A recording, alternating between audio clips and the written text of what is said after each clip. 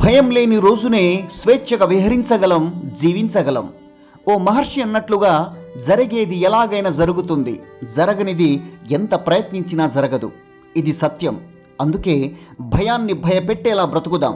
చావు కంటే భయమే పెద్ద చావు. ఇది నిజం. బ్రతకడం గొప్ప కాదు, భయం లేకుండా బ్రతకడమే పెద్ద అభయం. ఎంత బాగా బండిని లాగినా గుర్రానికి దెబ్బలు తప్పవు. ఎంత రుచికరమైన పళ్లను ఇచ్చినా చెట్టుకు రాళ్ల దెబ్బలు తప్పవు.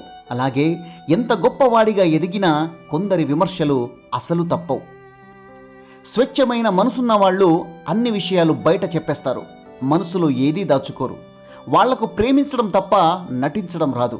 వాళ్ళ కోపం క్షణకాలం, వాళ్ళ ప్రేమ జీవితకాలం. ఏదైనా ఇక ముగిసిపోయింది, లాభం లేదు అనుకోకు. ఇది కాదు అనుకున్నప్పుడల్లా కూడా ఆశను వదులుకోకు. ఎందుకంటే ఆ భగవంతుడు చివరి నిమిషంలో కూడా అద్భుతాలు సృష్టించగలడు. మనము అనుకున్న విషయాలు అనుకూలంగా జరిగినా జరగకపోయినా, అవకాశాలు వచ్చినా రాకపోయినా ఆవేశపడవద్దు. అనాలోచిత నిర్ణయాలకు తలొగ్గకు. అర్థం లేని విషయ అవాంఛలకు నిరాశ పడకు. అనుకూలత లేని క్షణాలు మదన పడకు. ఈ జీవితం చాలా చిన్నది. మనం ఈ అనుభవాలతోనే జీవితం అంతా సాగాలి. జనన మరణాల మధ్య పయనం, మంచి చెడుల మధ్య సంగ్రామం, ప్రేమ పంతాల మధ్య గందరగోళం, ఏదో సాధించాలనే కుతూహలం, ఏమి చేయలేనేమోనే భయం, ఏది ఏమైనా విధాత రాసిన రాతను మార్చలేమని జగమెరిగిన సత్యం.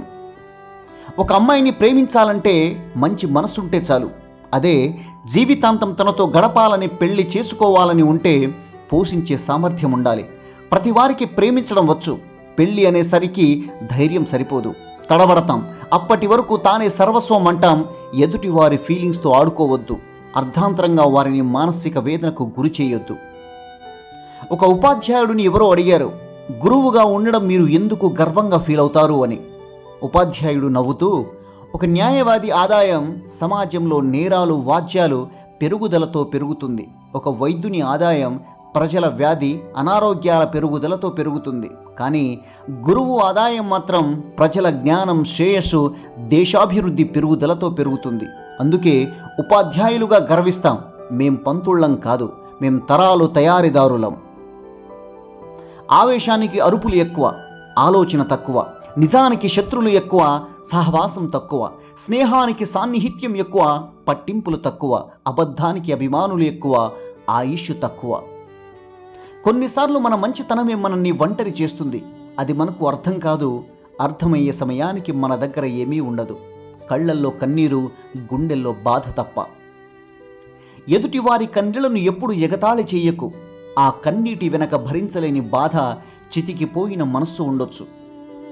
రాత్రి అయితే నా కుటుంబాన్ని ఎలా పోషించాలి అన్న ఆలోచన, పగలైతే ఆ ఆలోచనకు సరిపడే సంపాదన కోసం ఎక్కడికి పరిగెత్తాలా అన్న సంకోచం. ఒక సగటు సామాన్యుని జీవిత చక్రం ఇది. ఆకాశంలో గాలిపటం ఎగరాలంటే దారం కావాలి. అది కింద పడకుండా ఉండాలంటే గాలి కావాలి. కానీ ఇవి రెండు ఎవరికీ కనిపించవు. నువ్వు కూడా అంతే.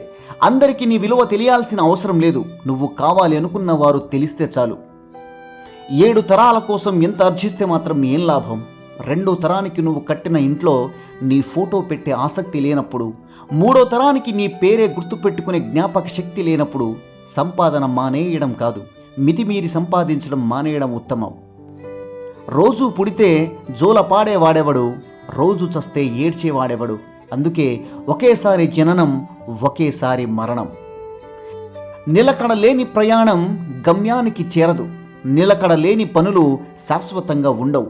నిలకడ లేని మాటలు గాలి మాటలుగానే మిగిలిపోతాయి. కానీ కష్టమైన, నష్టమైన చేస్తున్న పనిని ఓపికగా, నిలకడగా చేయండి. ఖచ్చితంగా మిమ్మల్ని విజయ తీరానికి చేరుస్తుంది. అద్దం ముక్కను రాయితో కొడితే పగులుతుంది. అలాగే కఠినంగా మాట్లాడితే మనసు కూడా విరిగిపోతుంది. ఈ రెండిటిని అమృతం పోసిన అతికించలేవు. ఒకవేళ అతికించిన మునుపటి నాణ్యత రాదు. అలాగే బంధం కూడా విలువలు ఇచ్చుపిచ్చుకోవాలి తప్ప ఒకళ్ళ మనసును నొప్పించొద్దు. ఇష్టం ఉన్న చోటే కష్టం ఉంటుంది, కష్టం ఉన్న చోటే బాధ ఉంటుంది. కష్టం, బాధ అర్థం చేసుకున్న చోటే పరిపూర్ణమైన ప్రేమ ఉంటుంది. విమర్శించి విలువ తగ్గించుకోవడం కన్నా విశ్లేషించి సరిచేసుకోవడం మంచిది. కాకపోతే ఒకవేళ అది సరి అయినది అయితే ప్రశంసించి ప్రోత్సహించడం మంచిది. ఇది ఉత్తముని లక్షణం.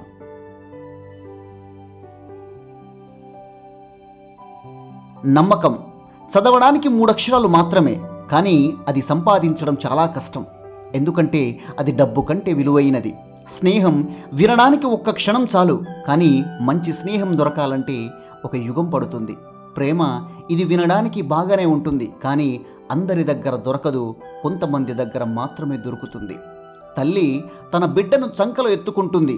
ఆమె చూసేదంతా తన బిడ్డ కూడా చూడాలని. కానీ తండ్రి తన బిడ్డను భుజాలపై ఎత్తుకుంటాడు. అతను చూడలేనిది కూడా తన బిడ్డ చూడాలని. అది నాన్నంటే